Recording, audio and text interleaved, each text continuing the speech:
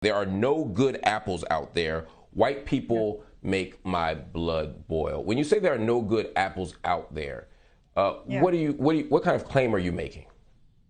I'm talking about people have this idea that racism is something that if you're consciously racist or if you're a Klan member, and I'm sort of making the claim that racism is something that is unconscious and it is actually in everyone, and everyone uses these words systemic. They're like, I know that racism is systemic, and yet individually, when you call them out, they'll be like, well, it's not me. You can't say that. And so there's a disconnect between use of the word systemic and saying that racism is everywhere. But the moment you point it out individually, there's sort of people disown their own violence and racism. Would it be fair to say, based on your expertise, that white people are psychopathic? I think so. Yeah. I mean, I think that there's many lies that, and didn't get to that part because this what I delivered was only part of a first series of talks.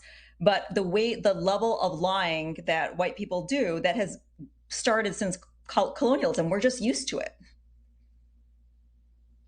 Such What as kind of lies? every time that you steal a country, you loot, you say you've discovered something. I mean, this level of lie is actually part of history. We don't say that we killed all these people, we got rid of all the Native Americans. We say we discovered America.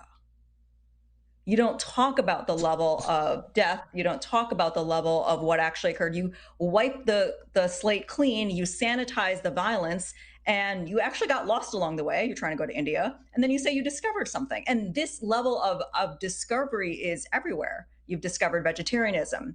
You've discovered yoga. You've discovered everything is a discovery, and it's all actually stolen.